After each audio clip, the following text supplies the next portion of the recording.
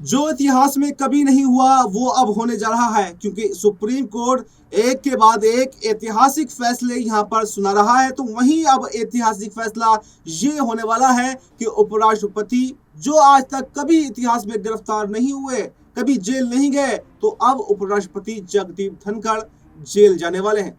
जी हाँ, नमस्कार। Next 9 news पर आपका बहुत बहुत स्वागत है और मैं हूं आपके साथ वफा अब्बास। इस वक्त की सबसे बड़ी खबर आ रही है उपराष्ट्रपति जगदीप धनखड़ को लेकर। एक तरफ जहां पूरा देश जो है पहलगाम के जो हमला हुआ, आतंकी हमला, उसका बदला पाकिस्तान से चाहता है, तो वहीं जो है पूरा देश ये भी चाहता है कि जो अवमानना सुप्रीम कोर्ट की निशिकांत दुबे और जगदीप धनखड़ ने की है, उनके खिलाफ भी कार्रवाई होनी चाहिए। क्योंकि पहले पूरा का पूरा जो ध्यान था वो इसी मुद्दे पर टिका हुआ था और लोग ये जानना चाह रहे थे कि आखिर ऐसा क्या है जो अब तक कार्रवाई नहीं हुई है। तो वहीं सुप्रीम कोर्ट अब कड़े एक्शन मोड में आ गया है और क्योंकि 5 तारीख को यहाँ पर वक्फ बिल पर सुनवाई है, पूरा मुद्दा वक्फ बिल से शुरू होता है। वक्फ बिल पर जब सुप्रीम कोर्ट एक्शन लेता है, रोक लगाता है, तो यहाँ पर पूरी की पूरी जो बीजेपी लॉबी है वो सुप्रीम कोर्ट पर भड़क जाती है।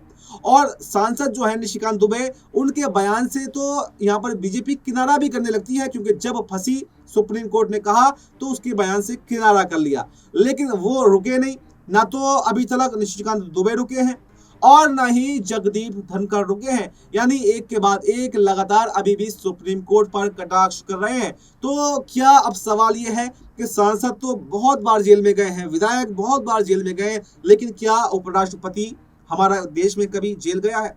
तो इसका जवाब है नहीं। 1947 के बाद से देश के अंदर जितने भी राष्ट्रपति बने, उपराष्ट्रपति बने या प्रधानमंत्री बने, उनमें से कोई भी अभी तक जेल नहीं गया है।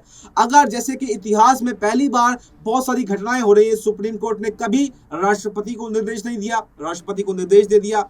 और पहली बार किसी संवैधानिक पद पर, इतने सर्वोच्च पद पर बैठे होने के बाद पहली बार ही किसी उपराष्ट्रपति ने सुप्रीम कोर्ट पर कटाक्ष करा है, उस पर तंज कसा है, उस पर सवाल उठाए हैं। तो क्या पहली बार अब यह भी होगा कि सुप्रीम कोर्ट उपराष्ट्रपति के खिलाफ कार्रवाई के आदेश दे दे? क्योंकि सुप्रीम कोर्ट के पास में ये पावर है। जैसे कि खुद उपराष्ट्रपति ने कहा था कि इस धारा 142 जो है, अनुच्छेद 142 जो है, वो न्यूक्लियर बॉम्ब की तरह काम कर रहा है। यानी सुप्रीम कोर्ट को वो अनुच्छेद 142 में ये विशेष पावर है कि राष्ट्रपति को भी, उपराष्ट्रपति को भी, प्रधानमंत्री को भी, किसी को भी निर्देश दे सकता है। तो उसी अनुच्छेद का उपयोग करके सुप्रीम कोर्ट यहाँ पर जगदीप धनखड़ की गिरफ्तारी के आदेश भी दे सकता है। और बिल्कुल यहाँ पर केरल के एक वकील ने तो याचिका भी यहाँ पर लगा दी है और उसको अटॉर्नी जनरल के यहाँ भेजा गया है। अगर अटॉर्नी जनरल उसको मंजूर कर देते हैं, अगर अटॉर्नी जनरल से उस पर मोहर लग जाती है, तो यहाँ पर जगदीप धनखड़ के खिलाफ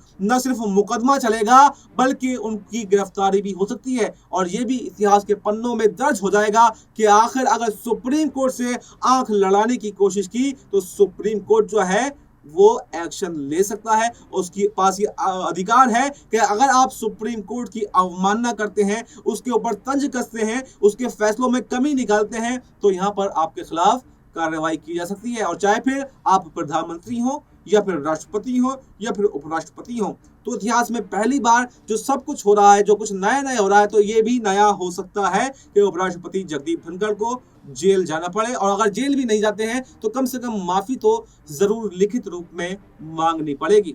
फिलहाल इस रिपोर्ट में इतना ही। इस पूरी रिपोर्ट पर आपको क्या कुछ कहना है, कमेंट बॉक्स में अपनी राय जरूर दें और हमें दीजिए इजाजत। नमस्कार।